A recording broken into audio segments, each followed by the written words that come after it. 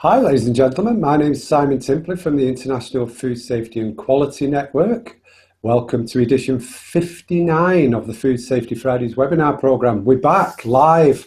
We had a few technical difficulties. We had to do a couple of postponements, play a couple of replays, but we're back live today with Margaret Kolk, Director of Training, SGSCS Global Services.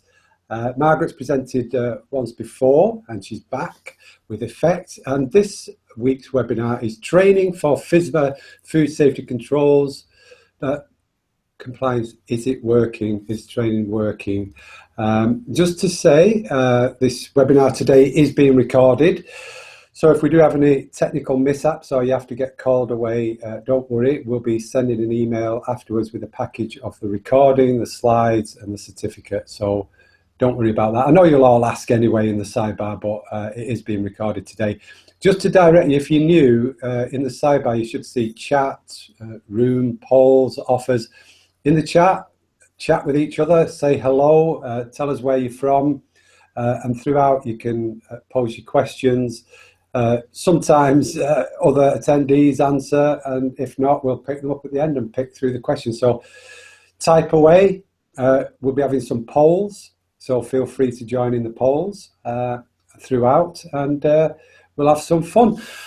Just to say, today's webinar, obviously, the webinar program is sponsored by FSSC 22000, Metal of Toledo, Trace Analytics and Safe Food 360. They've sponsored all of these webinars and helped to bring you this free education free of charge each week. And the good news is next year we've got another program we're putting together at the moment with almost 30 webinars. So we're going strong. We're not running out of steam yet. On that point, I'll just introduce you to Margaret. Hi, Margaret. How are you doing? Great. Simon, how are you? I'm great. Well, I'm in Manchester and you're in California. Is that correct? I am. I am in foggy San Francisco Bay Area. Oh, it's foggy today. It was foggy Very here. foggy, Yeah. yes. Well, it was foggy here yesterday, so maybe, yeah. Manchester's like California for once. Okay, while you get your slides ready, Margaret, I'll just talk about next week's webinar for a moment. Okay, so sounds good. See you in a minute. Right, ladies and gents, hopefully you will see in the sidebar a picture of, sorry, let me just make sure I've got it. It's Earl Arnold from AIB International. And next week, Earl is on and he's going to be doing a webinar on conducting a vulnerability assessment for intentional contamination. Yeah, where are we vulnerable, and how can we mitigate those risks? So we'll be with Earl. So either click the register now button in the sidebar, it'll open a new window, or you can follow up with the emails that we send. Okay, right, enough from me. We're going to head over to Margaret now, and then I'll be back for a few polls and for the Q&A at the end. Okay, over to you, Margaret. Okay. Well, thank you everyone for attending the webinar. I have to give you a little bit of a preface. When I decided to do a webinar on this topic, it was actually probably last January of 2016. I am a preventive controls lead trainer, qualified through the Food Safety Preventive Controls Alliance. So I have been teaching the Preventive Controls for Human Food course for almost a year now. My plan was to actually do some polling of attendees for all of the trainings offered for FSMA. Turns out the trainings weren't coming as quickly as I had planned through FSPCA, so I have a somewhat limited polling to share with you, but what I'm going to go through with you now is I'm going to be talking about what the training requirements are. So I'm going to give the training profiles for each of the 7 FSMA rules, actually for 6 of the 7 FSMA rules. The 7th one, the accredited certification auditor, does not require training for a supplier. So this is me. I'm the Director of Agriculture, Food Safety and Training for SCS Global Services. We are a certification body, and we're located in the San Francisco Bay Area. We are a global company, though. Our services we offer, in addition to a certification body for food safety, we also offer fair trade, sustainably grown, non-GMO, and everything you see there on the screen. Enough about us. Let's talk about FSMA. I'm sure most of you on the webinar are familiar with the Food Safety Modernization Act, which was signed into law by President Barack Obama on January 4th, 2011. It is the most sweeping review or change in the food safety laws in the United States since 1938, when the Food, Drug, and Cosmetic Act was signed into law. This law emphasizes prevention rather than reaction, so let's be preventive rather than reactive to our food safety issues. Expands existing good manufacturing practices. We went from a different Code of Federal Regulation number 21 CFR 110 to 21 CFR 117. So basically, this is sort of in a nutshell what the intention of the Food Safety Modernization Act: enhance partnerships with other partners, both domestically and globally. Import safety is very important. So those importing food into the United States will be required to be responsible for the safety of the food. As I mentioned already, prevention, and then inspections. We will be partnering with accredited certification bodies for inspections. We will also be using local and state health agencies to perform the inspections that will be required under the Food Safety Modernization Act. So let's do a quick review of the 7 rules. The 2 rules that are now in effect for some companies, those companies that are not exempt. The Preventive Controls Rule for human food, compliance date for larger companies was September 17th, 2017. FDA has already started inspecting those larger companies, and the preventive controls for animal food, so those that are manufacturing feed or food for animals. The produce safety rule, we still have a bit of time for the produce safety rule, so a little less than 2 years. The produce safety rule goes into effect in 2018. The Foreign Supplier Verification Act program goes into effect in 2017. Sanitary transport again. Actually, that's coming up upon us within the next few months, March 31st of 2017 for sanitary transport. Food defense or intentional adulteration, as we're calling it, July of 2017, and then third-party certification, which applies to accreditation bodies like SCS, will go in, if you choose to become a third-party auditor for FDA, goes into effect in November of 2017. So who is affected by FSMA? All of those listed there on this slide are affected by FSMA. So basically, FSMA has a global reach. I have a poll for you now. I'm just curious, those on the webinar, are you affected by any of the 7 rules? And if so, which one affects your business? Okay, yeah, I've loaded that in the sidebar. Which of the following 7 FSMA rules affects your business? Preventive controls for human food, preventive controls for animal food, produce safety, foreign supplier verification program, intentional adulteration mitigation, sanitary transport, and for some reason the poll system won't let me put accredited third-party certification. So if that applies to you, just type that in the sidebar, please, and then we'll have a look at the results. And we can see quite clearly already, Margaret, over 80% preventive controls for human food, 0 animal food, Okay. 7% produce safety, 8% foreign supply verification. So yeah, the vast majority preventive controls for human food, and then around about 8% for produce safety and foreign supplier verification program. That's okay. How about intentional adulteration mitigation or food defense? 1%. Are we getting any response on that? Just 1%. Okay, good. Then I'm glad I'm taking the time to go over the requirements and those who are covered by this regulation. Okay. Okay. All right, great. Move on. Yeah. Thank you. Thank you. Okay, let's talk about the FDA's training strategy for just a second. As I said earlier, I am well, let's see, the FDA has and FSPCA has very strict rules on what they're allowing the preventive controls for human food and animal food trainers to call themselves. So I am a lead trainer, which means that I've gone through a train the training. And I qualify through experience and education, which basically means I am a food scientist and I have lots and lots of years of experience in food safety. So to tell you a little bit about their training strategy, So the very first FDA Food Safety Alliance was the Seafood HACCP Alliance, which was originated through the Association of Food and Drug Officials in 1996.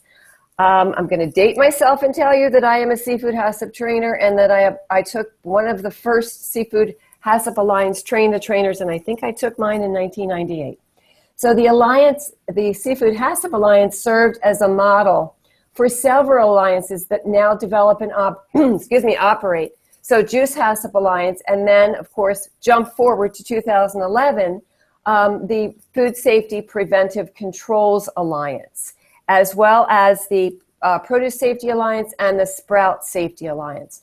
So since its inception, just to give you an idea of the reach of the alliances, the Seafood HACCP Alliance has conducted over 1,607 training programs, which have trained over 29,000 individuals.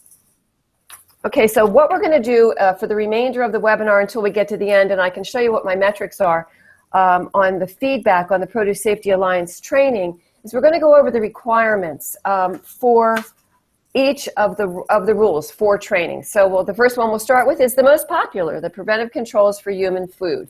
So who's covered under the preventive controls for human food rule? I'm not going to read the slide. I'll let you do that.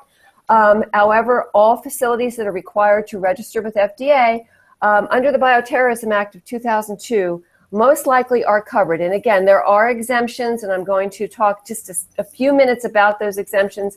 Most facilities know whether they're exempt or they're not. Again, this applies both to domestic and foreign food facilities.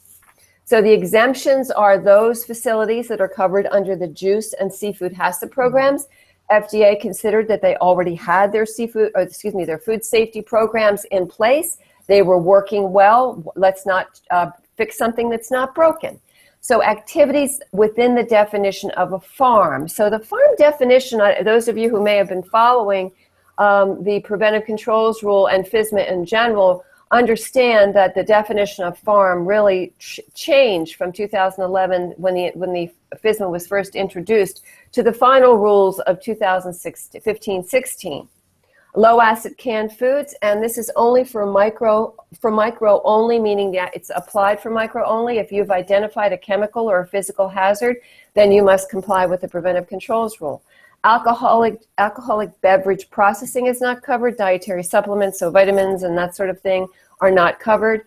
They're also not regulated at this point. So storing, they're regulated by FDA, but they're not covered under this rule. So storing raw agricultural products other than fruits or vegetables, so things like grains, corn, wheat, that sort of thing, is not covered. And storing unexposed packaged food at ambient temperature. So if the food you process or manufacture requires temperature control for an identified hazard, you are covered under the preventive controls rule.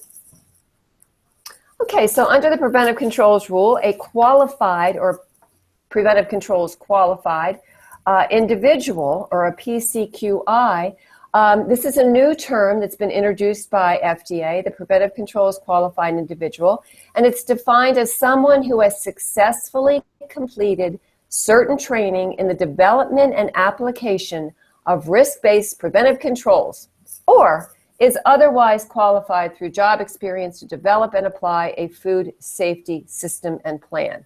So the written food safety plan that food facilities are required to create must be prepared by a preventive controls qualified individual, or the preparation must be overseen by a preventive controls qualified individual.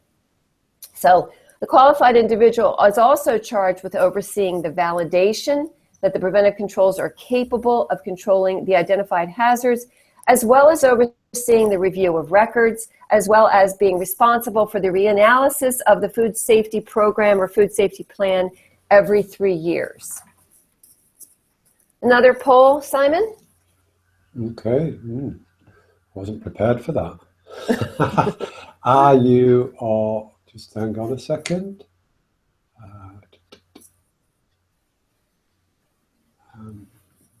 Sorry. Right, I have set that in the sidebar. Are you or will you be your firm's PCQI? Yes or no? That's your preventive controls qualified individual. Okay, and it's the old 80-20. Yes, well, 78-20, 78-23, 70, yeah, it's roughly 80-20, yes. Okay, okay, great, thank you. All right, so let's talk about training, which is the focus of our webinar. So some of the previously non-binding provisions in the good manufacturing practices, such as education and training, are now binding. So as per 21 CFR 117.4, management is required to ensure that all employees who manufacture, process, pack, or hold food are qualified to perform their assigned duties.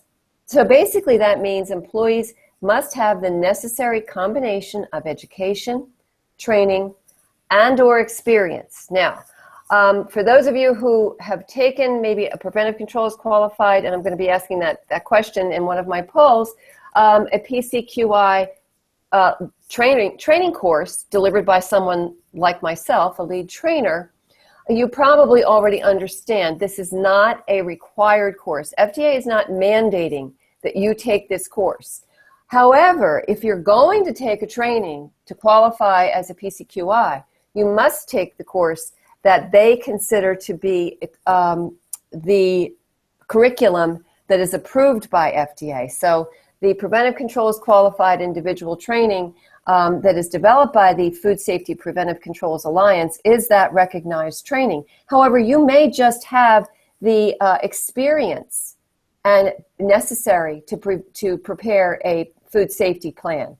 So that, again, the training is not required. However, as a lead trainer and as someone who has been involved in HACCP for the last 25 years, it certainly is an eye-opener, and I think it's something that's really quite important for those of you who will be PCQIs to have taken this course.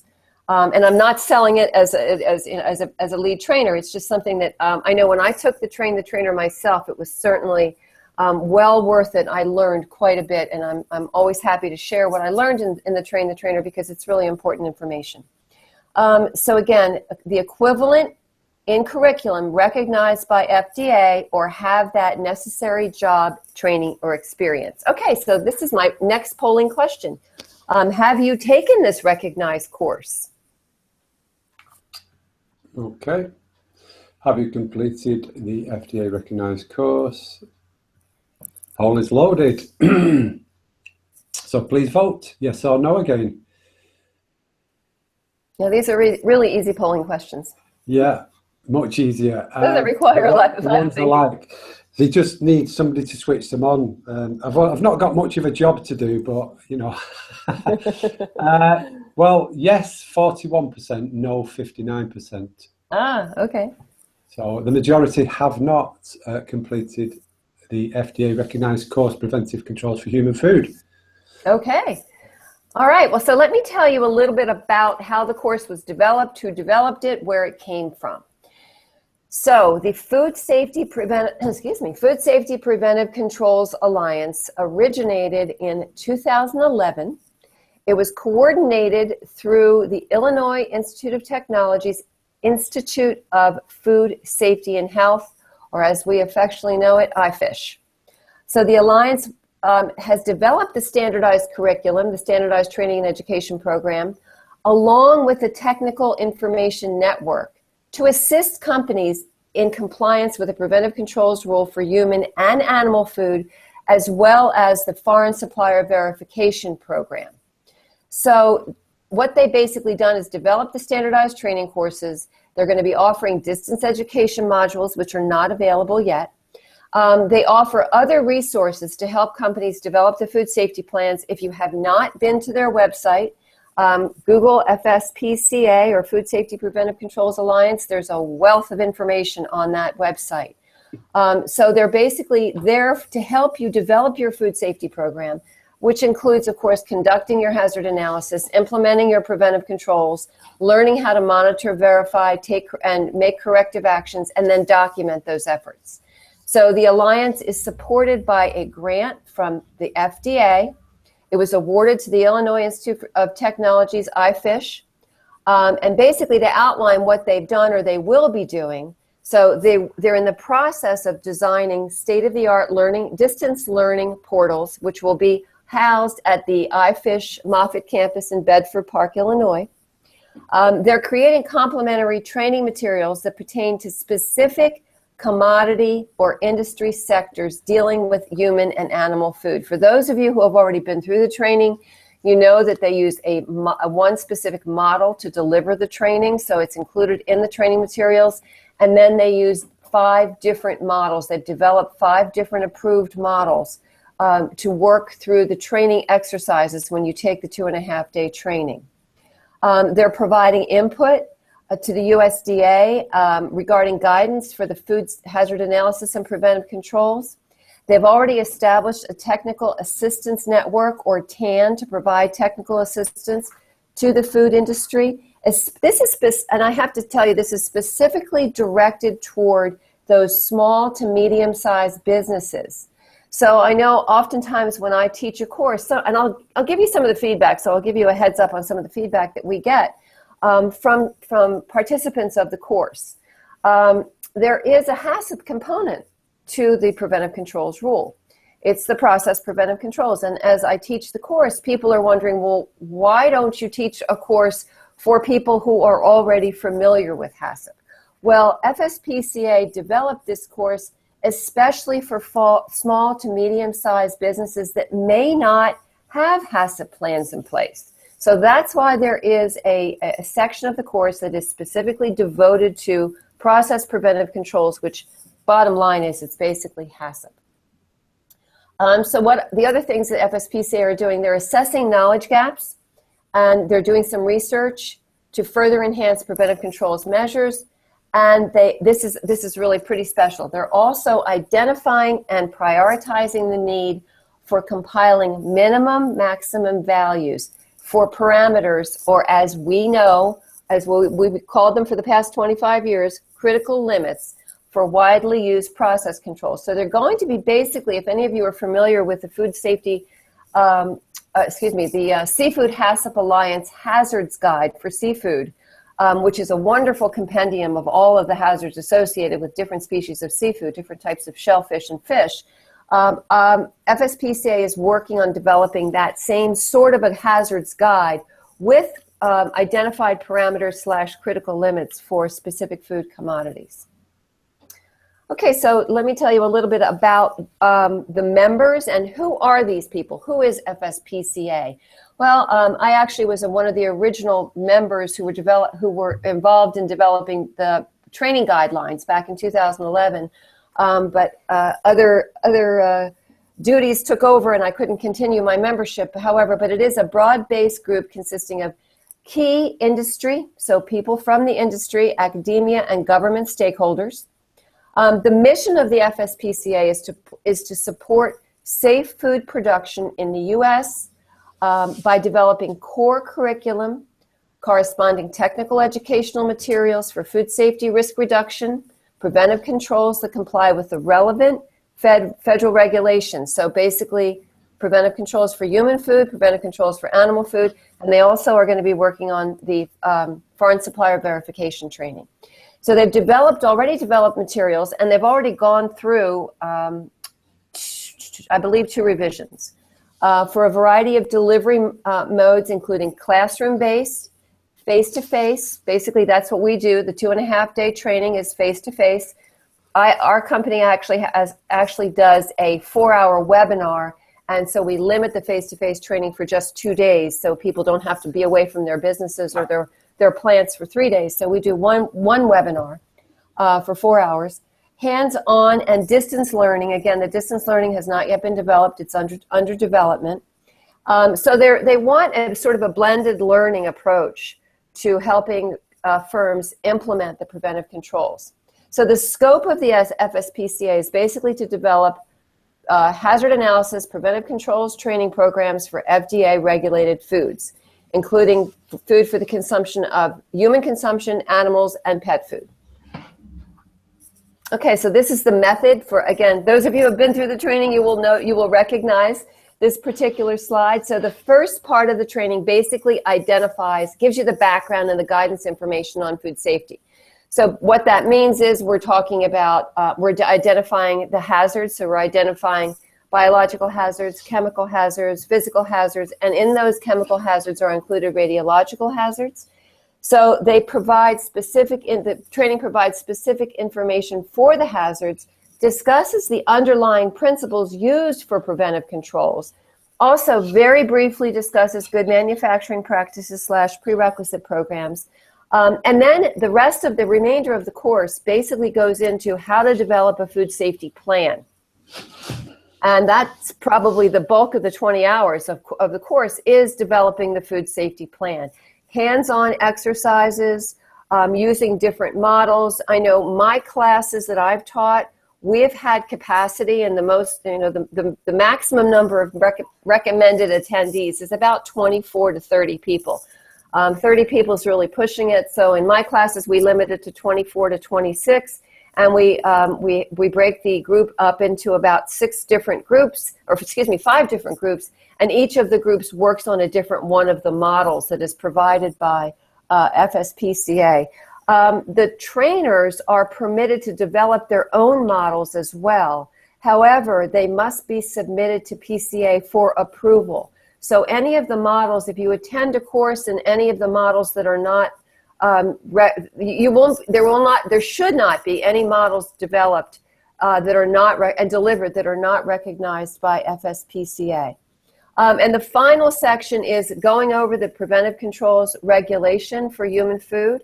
That is done by a video. That's section 16, done by a video that's delivered by Jenny Scott, who works for FDA, and I certainly get a lot of interesting feedback on that video. But we as trainers either have to show the video or we have to go over the regulation ourselves. And since Ginny was one of the people that actually was involved in the development of the regulation, in my classes I let Jenny talk about it. Okay, so what is expected? What's the successful outcome when you complete the course? This is one way for you to meet the requirements of a preventive controlled qualified individual. So again, participation in the course is actually vital for completing the course and actually understanding the intention of the course and becoming a preventive controls qualified individual. All right, so since we have very few people on the, I don't think we have any, do we, Simon, that must be in compliance with the animal food rule? I think actually there were one or two, and a few people actually said they wanted to pick more than one option, which it restricted them to one option on the poll. Oh, so, yeah. Okay. It's nice. Okay. Okay. All right. So who's covered? Facilities that manufacture, process, pack, or hold food that is intended for animals. And then here's my next poll. Does this rule apply to you? Okay. Yep. That poll is in the sidebar. Have you completed the FDA recognized course, Preventive Controls for Animal Food? So we're expecting a small percentage, although 10%. So maybe there was a bit shy in the first poll, or joined late, or maybe produced more than one thing applies to them. But yeah, 11% yes, I have completed the animal food, and 90% no. Okay, great, thank you. Okay, so I am not a trainer for the animal foods rule. My background is in agriculture and food processing for humans. So we do have on our team at SCS, we do have a couple of trainers who are well-versed in animal feed and animal food, so they are teaching the course. But basically the same requirements. So this regulation requires that certain activities must be completed by, again, a preventive controls qualified individual who has successfully completed training in the development and application of risk-based preventive controls or otherwise qualified through job experience. So again, not a requirement that you take the training. However, it is recommended because you will become very familiar with the rule and the requirements. And this particular course is, again, the FSPCA course is the standardized curriculum recognized by FDA. So when you successfully complete this course, you will meet this is one way for you to meet the requirements of a preventive control qualified individual. Okay, so produce safety. All right, so let me talk a little bit about produce safety and the requirements of the regulation, and then we'll talk about the required training. So this is sort of, for those of you in the U.S., and I'm assuming many of you are located in the U.S., the produce safety rule has been long time coming. So the rule establishes basically science-based minimum standards for the safe growing, harvesting, packing, holding of produce which is produced on farms. So the rule includes new standards for growing, harvesting, packing, and holding food. So the rule applies not only to domestic produce, but also to imported foods. Now, but all of the rules, the preventive controls for human food, the preventive controls for animal food, and the produce safety rule also apply to foods that are imported. However, it's the importer that's required to ensure that the food is safe. So the produce safety rule covers most fruits and vegetables while they're in their raw or natural unprocessed state. However, it does not apply to raw agricultural commodities that are rarely consumed raw. So things like asparagus, winter squash, potatoes, eggplant, they are not covered under the rule because they are typically not consumed raw. So those foods that are produced for personal or on-farm consumption, actually I should go to my next slide because that's what this slide says.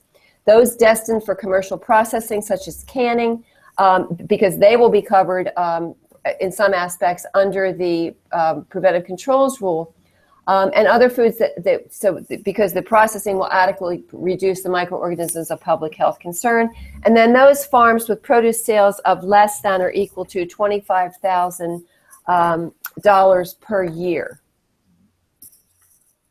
Okay, so what do the standards focus on? They focus on the conditions and practices identified as potential contributing factors.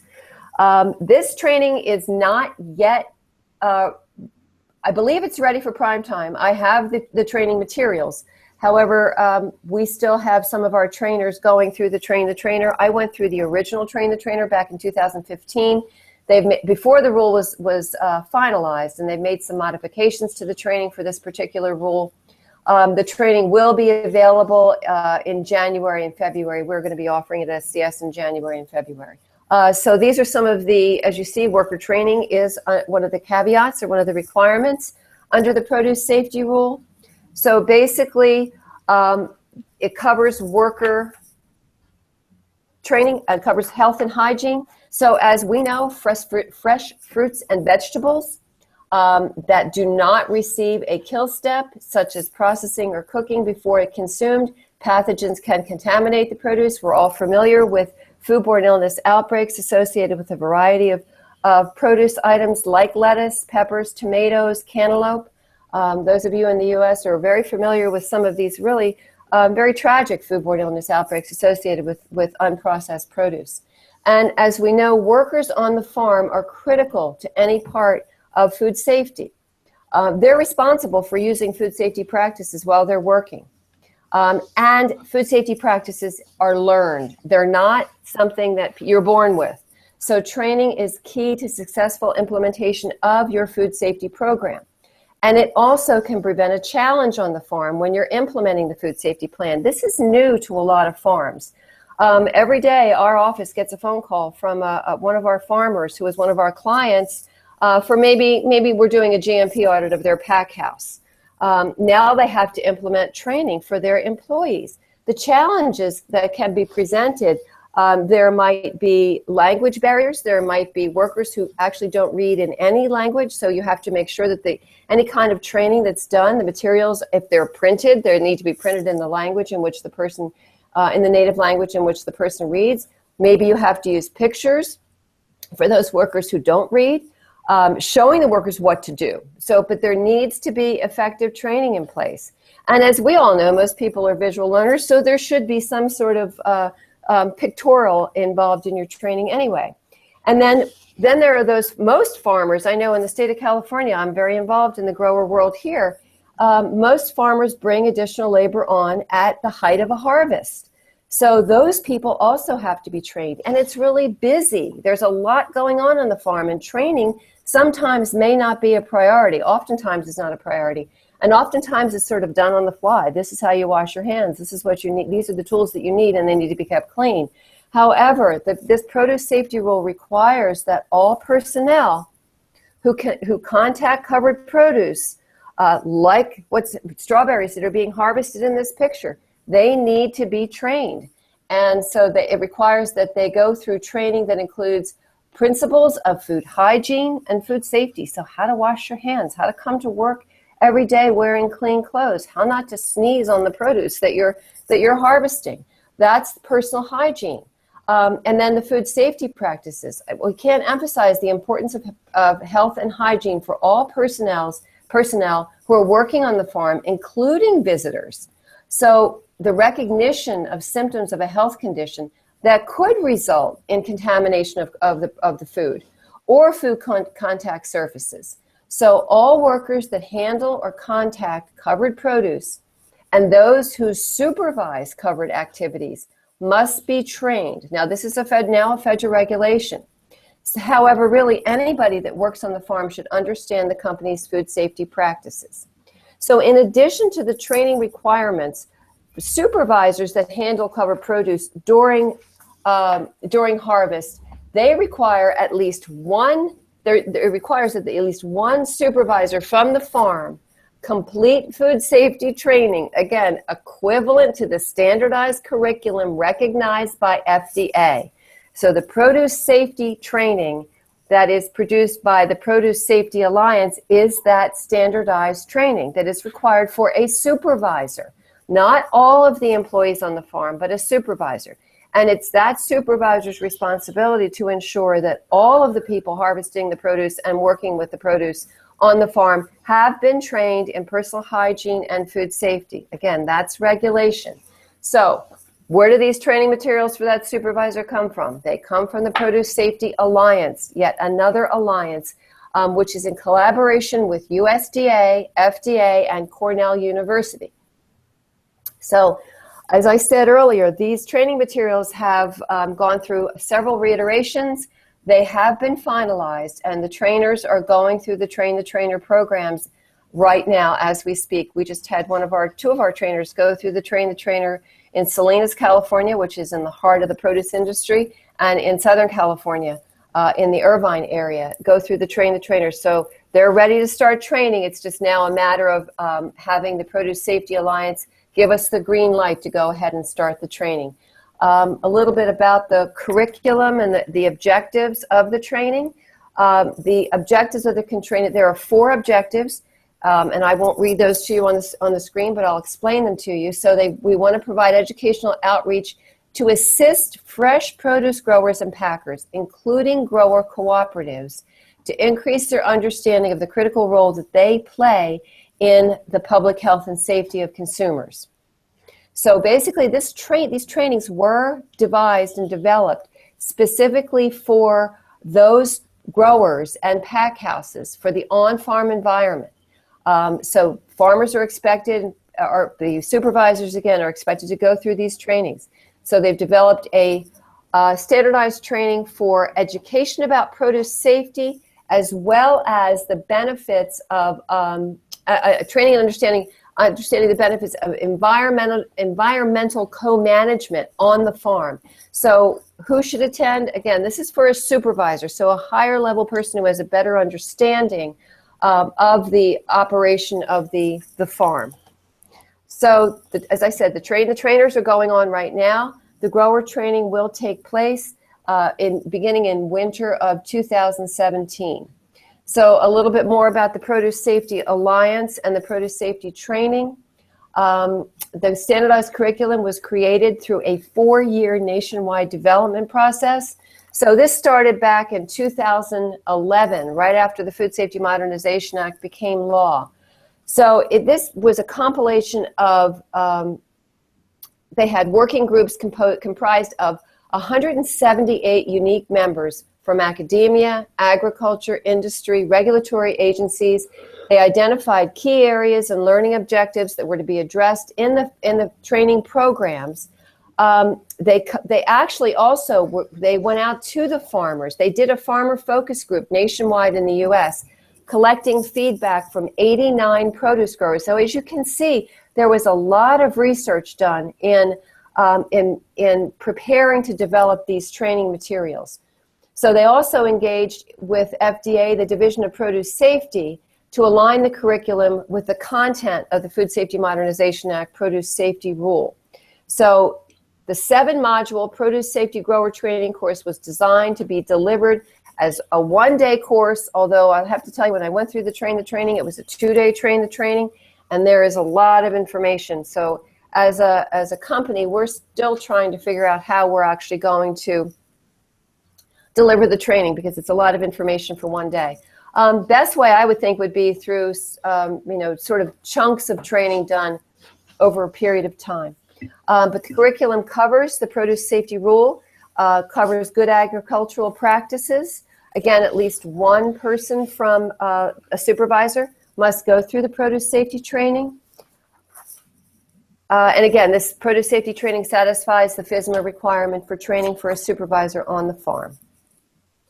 Now, in addition to the produce safety training, or the Produce Safety Alliance, there is the Sprout Safety Alliance. FDA considered this to be an important enough food sector category of the produce industry to also develop curriculum within the Produce Safety Alliance. The Sprout Safety Alliance was developed.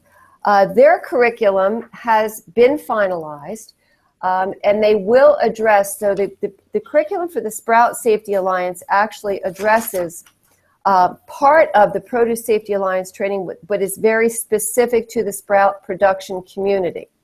So the Sprouter, they're calling it the Sprouter training course, is again, unless sprouts are, the grower is specifically exempt or excluded from the sprout grower training or the sprout growing operation, you are subject to the produce safety rule, including the sprout-specific requirements. So the 2-day Sprouter training course was developed by the Sprout Safety Alliance. Again, it meets the standardized curriculum recognized by FDA. As you can see here on the screen, the Train the Trainer started taking place in September of 2016. They went through a pilot in November. No, the pilot is going to be delivered in December of 2016. So in mid-December of 2016, they're going to be delivering a pilot. And the grower training courses are not yet being offered. That slide is a little bit misleading. They will be offered in January of 2017. Okay, let's talk a little bit about the Foreign Supplier Verification Program. I'm not sure how we're doing on time, Simon. It's 1:45, so. Oh, okay. I want to get all of this in. So the Foreign Supplier Verification Program requires that importers perform certain risk-based activities to verify that food imported into the U.S. has been produced in a manner that meets applicable U.S. food safety standards. So it is in alignment with the Preventive Control Supply Chain provisions. So this is what it does, the Foreign Supplier Verification Program. Again, in the matter of timing, I won't go through specifically, but who must comply. So basically, it's the U.S. owner or the consignee of the food at the time of U.S. entry. Okay, so the Foreign Supplier Verification Program really is the requirements are on the shoulders of the importer. So the countries with comparable or equivalent safety systems, they may not have to comply with these requirements, but there are only 2 countries that are equivalent at this point, or designated equivalent by USDA, by FDA, and that is New Zealand and Canada. So the equivalency has been determined by FDA. New Zealand and Canada are 2 of those countries. Exemptions. I'm not going to read that to you. So these are the exemptions. Also, food that is transshipped, so food that might be coming from Canada and is headed for Mexico and is not stopping in the U.S. It might be going through on a freight train. That's not covered. Food that is imported for processing into the U.S. and then immediately exported, not sold in the U.S., is also not covered. U.S. food that is returned is not covered. And meat, poultry is covered under USDA, so that's not covered under FDA. So a qualified individual is the person who must oversee the food safety, the Foreign Supplier Verification Program, the training required for it, which is really what I want to focus on. So the curriculum is currently in the development stage. I believe I can give you some dates on that. So the walkthrough for the Foreign Supplier Verification Program curriculum happened in November. Scheduled dates for the exercises, so exercise development, they're walking through them again in mid-December.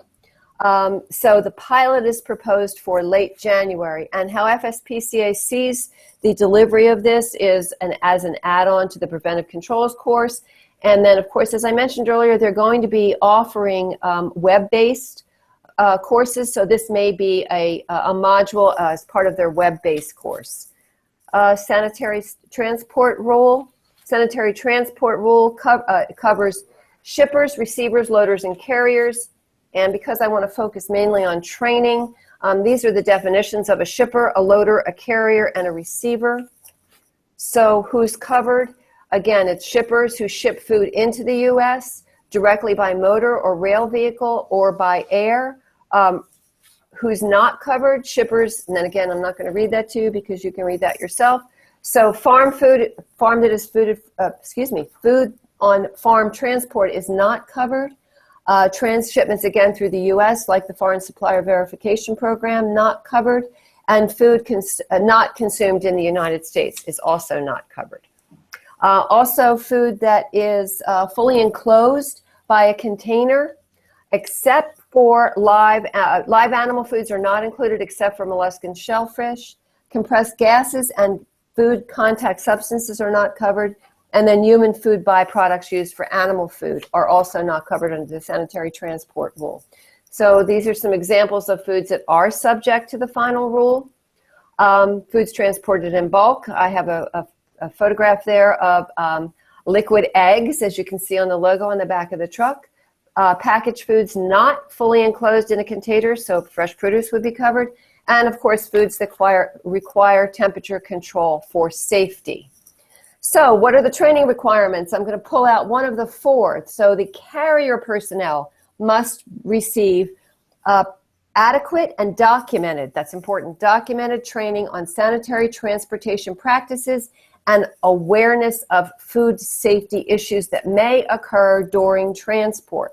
So FDA sees this as a very brief 1 to 2 hour webinar. There have been no training materials developed as of today that I'm aware of, and I've tried to keep myself up to date with all of this. But they don't see it as something that the transporter, the carrier, is going to have to take time out to attend a live class. They will be delivering this sort of training as a webinar, and I would guess that it probably would be through the FDA portal. And when I get to the food defense section, I'll talk about the FDA portal for training. Training records must be kept for the carrier as well. Okay, so let's talk about food defense, mitigation strategies to protect against intentional adulteration.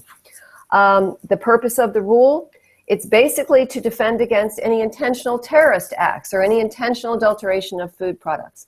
So it establishes the requirements to prevent or minimize acts intended to cause wide-scale public health harm. It uses a HACCP-type approach with important differences from the Preventive Controls Rule for human food. It's risk-based and flexible. Who's covered? And I'll let you read on the slide who's covered. Farms or retail establishments are not covered. Domestic and imported food facilities, and some exemptions. Very small businesses, the rule does not apply to very small businesses. FDA identifies very small businesses for each of the seven, or actually each of the six of the seven rules. And they vary, so I'm not going to get into the definition of a very small business. If you are a very small business, you most likely know what your definition is. Okay, what's required? You must have a food defense plan in place. You must have a vulnerability assessment, so we call it TACIP, Threat Analysis Critical Control Point, mitigation strategies, food defense monitoring, corrective action procedures. So again, this must be included in your food defense plan or your intentional adulteration mitigation. So a poll, does your firm have a food defense program in place currently? Yeah, I've loaded that poll in the sidebar. Does your firm have a food defense program in place? Yes or no, simply. So please vote quickly. And yes, 80%, Oh, great. 80% yes, 20% no. Okay, very good. So if you don't have a food defense program in place, FDA has provided you with a wealth of training information. Okay, so you have to have training. So you have to have food defense awareness. You have to have those mitigation strategies in place. So just a little bit about the training. So the Food Safety Preventive Controls Alliance, again, has been tasked with developing additional training to what's already available through FDA on their website. So they had their kickoff meeting in September of 2016. Their plan is to develop a combination of online and face-to-face standardized trainings to support the intentional adulteration final rule. The development process is underway and is being done in concert with guidance from the FDA. They're also developing guidance as they develop the training. So each component of the training will be drafted by FDA subject matter experts, reviewed by the Intentional Adulteration Subcommittee. You can imagine all the people that are involved in developing all of these trainings. And pilot sessions, as appropriate, will be held to make sure they've covered everything. And who knows, maybe your company might be involved in some of the pilots. So I've listed the Access Data FDA training website. There is a lot of training information regarding food defense. You can just Google FDA food defense. And again, there's food defense awareness for the food safety professional. There's food defense awareness for the frontline employees. There's something called Alert, and I teach that whenever I teach my prerequisite programs. It's a very quick, easy overview for your employees. If you haven't done it already, I highly recommend that you do that. Okay, so let's talk for just a few minutes for the remainder of the, I think we've got 7 minutes left of the presentation. I did some stats. I have been getting feedback from from both from FSPCA as well as from my own training classes. So I've got some metrics, evaluations, and feedback on the preventive controls for human food training. I have no other statistics at this point because the only two trainings that are really currently being offered are human food and animal food preventive controls training. So this is from FSPCA. So far, there have been 28,236 preventive controls certificates issued to participants. There are 1,291 of us lead instructors out there presenting this training. There have been 2,129 preventive control courses registered on the FSPCA website, and I won't go into all of the details, but in order to be able to present the class and in order for you to get the official Food Safety Preventive Controls Alliance certificate, you must take the course through a trainer that has registered the course with FSPCA. So basically what I do is I have our admin register a course if I'm going to be training it. I have to submit the names of the people that are going to be taking the training. I have to buy the materials through the FSPCA. So there's a lot of preparation obviously involved in presenting any type of training, but this is all done through the Food Safety Preventive Controls Alliance. Once the training has been completed, the trainer submits the names of those who completed all 20 hours of the training to the FSPCA. The FSPCA issues an official certificate. So they send the participant a link to their website, and you can download your certificate off of that website. So there are 310 upcoming courses. If you have not taken the course yet, recommend that you go to the FSPCA website and if you're interested, and find out when the next course is going to be delivered in your area. So what I've done at this point is we've done, and FSPCA has done the same thing, so I've combined the two. We've done a level 1 evaluation survey. So basically this is just the feedback. So the rating from 1 to poor, one being poor, 5 being excellent. So what were the course expectations, evaluation of the expectations, evaluation of the course materials, and evaluation of the instructor's skills. So we asked specific questions. The questions we asked were, did the course meet my expectations? Was it useful and relevant to my job? I feel confident using the information in my workplace. The materials, were the materials relevant and easy to use? Was the information current, informative? And then basically we asked about the knowledge and capability of the instructor. Was the instructor prepared? Did the instructor share industry experience? And what was the overall performance? And then we asked the questions of how could the course be improved and what was the best part of the course? So here's some of our results. Basically, again, on a scale of 1 to 5, this is the FSPCA evaluation questions and responses. So I included in this webinar all 14 of their questions. So you can just take a quick look as to how people responded. Those of you who have taken the course actually probably responded to these questions. So you're included in this polling. And the next one is the instructor's ability to interact with the class. And again, high 4s. So everyone seems to be fairly satisfied with the delivery, the course materials, and the instructors.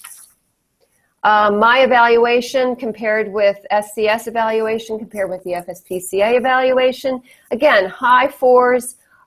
We had several 5s when we did our analysis. So really, there seems to be a very good response rate and a very good acceptance of the course. These are some of, and this is in graph form. I like to show a little graph form with some color in here. So this is our ratings compared to FSPCA's ratings, and you can see that they vary. Okay, so these are some of the learner comments. And those of you who have taken the course, I'd be very curious to see whether you agree with these or not. So do the hazard analysis last. The hazard analysis is done at the very beginning of the course. People want clearer examples of models. Again, FSPCA is developing those, and lead trainers can develop their own and have them approved by FSPCA. There's a lot of material for 2.5 days, 20 hours. There is a lot of material. Again, I mentioned earlier, people who are already HACCP trained, why can't we just summarize all of this and give it to you in a nutshell? More visual slides. The FSPCA slides had no pictures on them. Less slides. There are, I forget, something like 400 slides. A lot of slides. And then the video is basically an FDA video. If you've seen an FDA video, you know what I'm talking about. So it's a little boring. Okay, so what's the next level? My next step is to use SurveyMonkey and go back to those who have taken the training a minimum of 3 months later and find out how effective the training was for them. Were they able to apply the training in the workplace? And then my intention is to be able to share the results in the future. And that's it. I'm finished. I'm sorry this seems so rushed. I thought I would be able to fit everything in 45 minutes. Wow, excellent. 1 minute to go. That's perfect. What you call perfect timing. Somebody asked in the sidebar what your contact details were, and they're on the back slide there. So the slides will be issued to all attendees, along with the recording, etc. So obviously all that content that Margaret's been through, you will get a copy of, and you can refer to that, watch the video back, and obviously get Margaret's contact details. You can stop sharing your slides now, Margaret. Okay, I just want to say that please feel free to contact me. I know this was very rushed. I am pretty well versed in FSMA. I've been living it for the past 4 years, so please feel free to contact me if you need to. Yeah. What we'll do, Margaret, if you just stop sharing your slides. Okay. We don't really want to run too far over because obviously people have got busy schedules and got commitments and things, but there's loads of questions put in the sidebar, but unfortunately they've scrolled way down. It's probably to New Zealand or somewhere now. So what I might do is go through the chat and pick out the questions and send them by email to you, and perhaps then we can do it that way rather than try and do it now, because we're over time anyway. So sure, that'd be fine.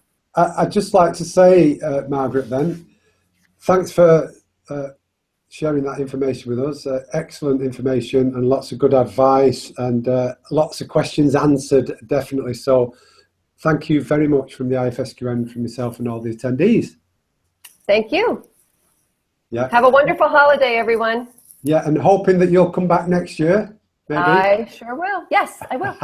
Okay, I'll be in touch about that then, Margaret. I've got you on tape now. Okay. Thanks, Margaret. Okay. All right. Thanks, Simon. Okay, ladies and gents. Okay, there was a lot to get through there. We did do it. We kept on time. That's a target met. Your certificate's in the sidebar now, so you can download that to say that you have attended this presentation today. I'll follow up with an email with the slides, the presentation, and the certificate if you can't get it now. And also, I will follow up with next week's webinar, which is about vulnerability assessment. So, nice to be back live for a change. It's all gone without any gremlins today. So have a nice weekend. It's Friday, happy Friday, and we'll see you all next week, hopefully. Take care. Thanks.